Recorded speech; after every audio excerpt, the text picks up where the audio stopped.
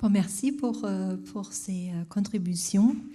Comment on peut conclure déjà là cette table ronde? En fait, je pense que quelque chose qui est intéressant là, c'est de dire on a deux interventions. Il y a une qui parle sur des scénarios pour faire démocratie. Et une autre contribution qui parle sur les scénographies de ces démocraties, la scénographie de ces espaces, pour mettre en scène une démocratie ou non-démocratie. Peut-être qu'on va essayer de relier donc ce qu'on a pu voir avec votre table ronde et puis avec l'autre table ronde également, c'est-à-dire ces pratiques. Alors pour les designers, donc des constructions d'espaces et de scénarios sur lesquels on peut voir quelques expérimentations. Donc, dans le cadre d'Olivier Vadreau, il y a des possibilités de vivre avec ces objets au cœur de situations un petit peu particulières, qui sont souvent liées à l'institution d'ailleurs. Où il y a Pardon ? Mais pas que. Mais pas que, voilà. Donc ça, c'est bien de le préciser. On voit aussi des démarches, par exemple, qui ont été proposées par la table ronde précédente, donc avec Agnès Sirota, par exemple, sur la façon d'utiliser des ensembles assez complexes d'architecture, de programmation, d'implication de structures locales pour faire émerger des classes invisibles d'une certaine manière, enfin, ou des individus qui disparaissent du paysage général de la ville. On a vu apparaître également des démarches très programmatiques et en même temps qui rencontrent des surprises avec le voting booth de IDEO, donc une démarche extrêmement structurée mais en même temps perturbée par l'apparition de tout un tas d'individus qu'on pense avoir en tête, mais qui disparaissent facilement. Le travail historique, d'aller rechercher ces traces aussi, des corps qui ont disparu, des organisations qui ont disparu.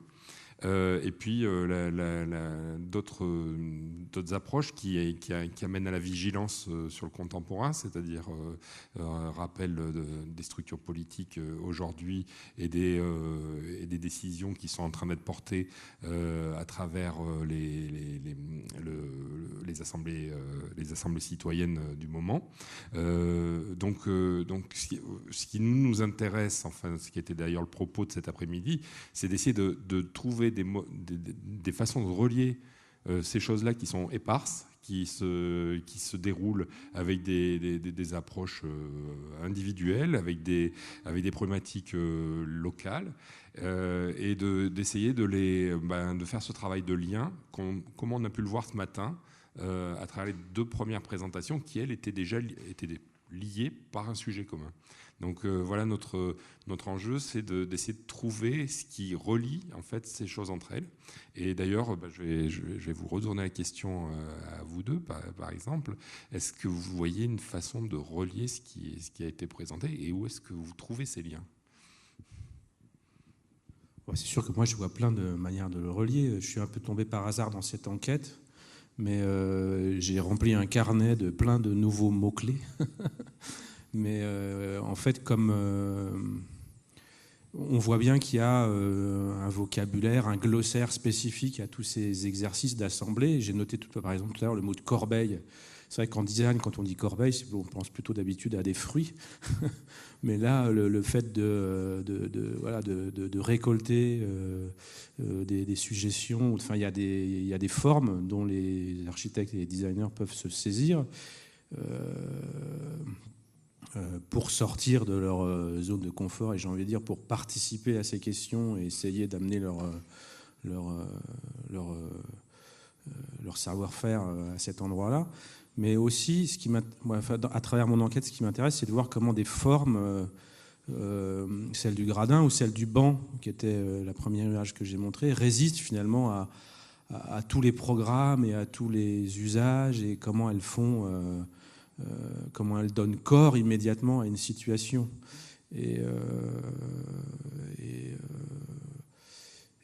Du coup, ouais, c'est ces situations qu'on voit.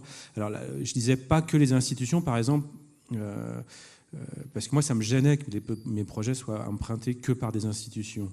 Et en fait, j'ai trouvé la solution quand Circo Minimo a dû être emprunté par à peu près la même saison, un été, par trois demandeurs. Et finalement, je me suis dit, en même temps, je n'étais pas vraiment satisfait de cette forme qui ressemble à une grande maquette. Il n'y a aucune technicité de designer dedans.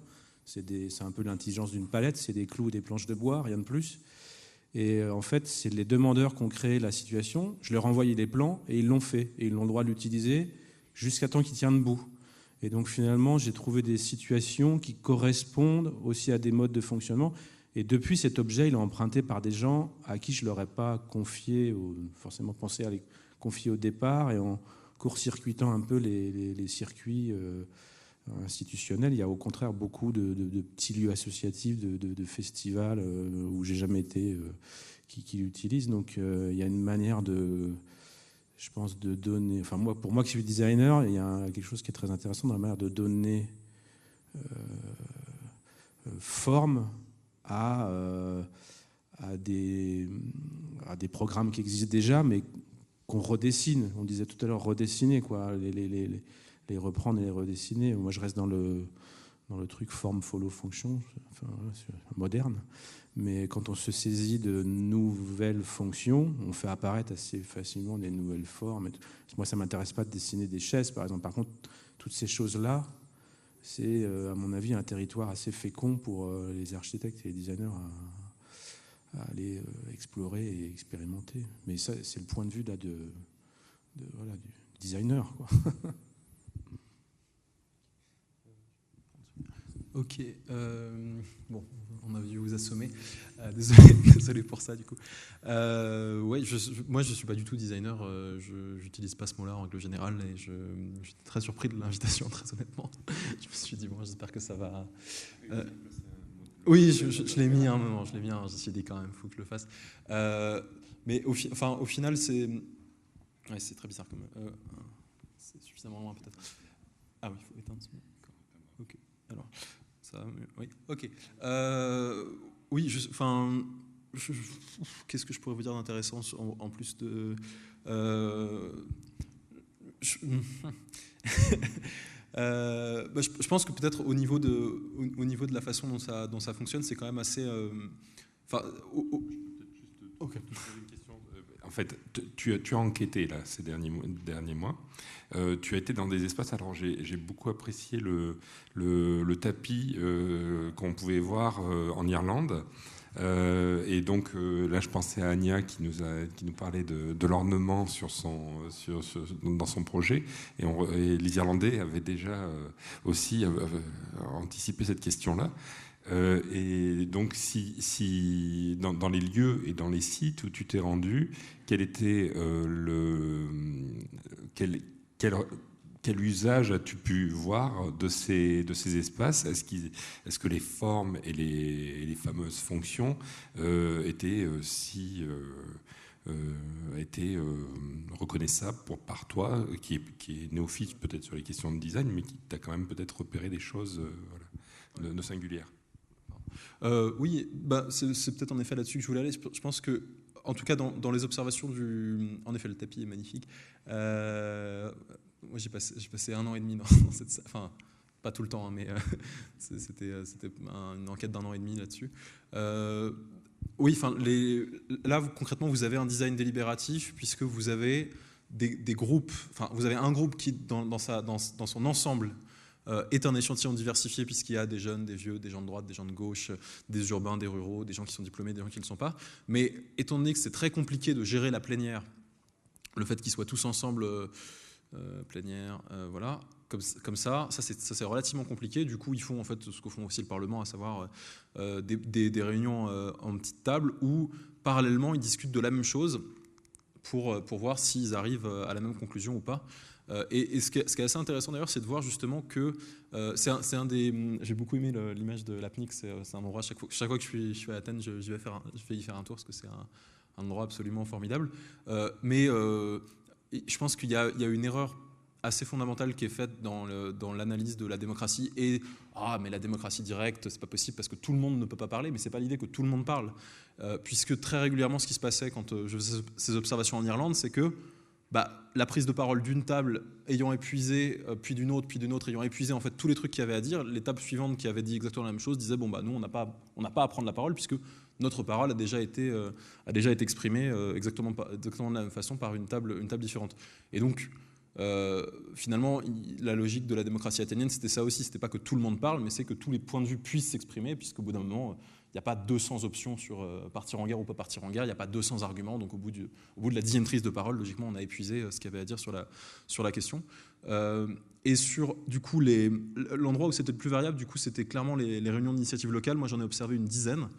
Et il y avait concrètement 2 grands formats. Un format plutôt de plénière, justement. Donc ça, c'est un peu le format que vous voyez là. Donc il faut se lever, il faut prendre le micro. Symboliquement, c'est plus compliqué pour les gens qui ont du mal à prendre la parole publiquement. Il faut savoir quand même que la peur de prendre la parole en public, c'est la phobie numéro 1 dans les pays avancés de l'OCDE. Devant toutes les autres. C'est pas une peur qui est répartie de façon socialement aléatoire. Elle est fortement liée à certains apprentissages sociaux. Donc voilà. Donc ça c'était le format, on va dire le moins inclusif et le plus flippant pour les gens, puisqu'il fallait se lever, prendre la parole, etc. D'ailleurs, vous voyez, ça se voit, le profil type du participant se voit plus ou moins ici, puisque vous avez beaucoup de cheveux blancs et pas beaucoup d'autres choses. Et donc, en gros, là, c'était clairement ce que j'appelle, dans un papier que j'ai publié avant-hier dans la revue AOC, la participation par monologue, à savoir une personne qui allait exprimer un truc sur un point, le problème c'est le nucléaire, blablabla, ok. Une autre personne, il faut qu'on supprime les régions, blablabla. Et il n'y avait pas d'échange, il n'y avait pas d'argument, il n'y avait pas de moment d'hésitation, etc. Donc c'était vraiment de la participation par monologue. Et donc du coup, certaines réunions d'initiative locale ont adopté un format plutôt à la délibération, du coup, voilà, donc plutôt comme ça. Bon, ça c'est pas une réunion d'initiative locale, c'est une conférence régionale, mais où ils se répartissaient en petits groupes. Et donc dans un petit groupe, le nombre optimal pour délibérer, c'est entre 6 et 8. Là, tout le monde avait une chance de pouvoir s'exprimer de façon un peu moins intimidante que devant tout le monde. On pouvait faire plus d'allers-retours et exprimer plus d'arguments. Et à la fin, on faisait la restitution à la plénière. Donc c'est ce qui s'est passé dans ces cadres-là, dans ces différents forums. Et donc je pense qu'en effet, on peut voir une assemblée réellement délibérative à sa disposition. Vous voyez qu'on retrouve toujours le même truc. Et donc, un autre truc quand même, c'est que là, l'amphithéâtre qu'on a pour l'Assemblée de Colombie-Britannique, c'était leur dernière phase quand ils avaient fini les travaux en petits groupes, en fait. Donc, c'était pas l'essentiel du boulot. Sinon, c'est en règle générale la table, les petites tables comme ça qu'on retrouve un peu partout. Mais en fait, le problème numéro 1 qui se pose, et en effet, je pense que le fait d'aller sur l'APNIC, c'est de voir à quelle taille ça fait, mais au bout d'un moment, tout le monde ne peut pas rentrer. Enfin, même si l'APNIC, c'est grand, qu'est-ce qu'on fait de ceux qui ne sont pas là? Et du coup, il y a différentes réponses. La réponse de la démocratie représentative, c'est pas grave, tout le monde peut voter pour élire, en fait. Donc tout le monde peut élire, du coup, c'est pas grave qu'ensuite il y en ait qu'un très petit nombre qui soit dans l'hémicycle. La réponse de la démocratie participative, c'est on va ouvrir plein de trucs, surtout au niveau local, et tous ceux qui voudront viendront, mais en fait, ceux qui veulent, c'est un certain type. La réponse de la démocratie délibérative, c'est on va tirer au sort, comme ça ce sera vraiment diversifié, vraiment représentatif sociologiquement et pas qu'un certain type de dominants sociaux. Et la réponse de la démocratie directe, c'est on repart à la base qui est tout le monde peut, avec le vote, mais cette fois-ci c'est pour décider. Voilà, j'espère que c'était... Oui, mais merci pour ce lien avec ces notions d'espace. Je retente un dernier coup, s'il y a quelques questions.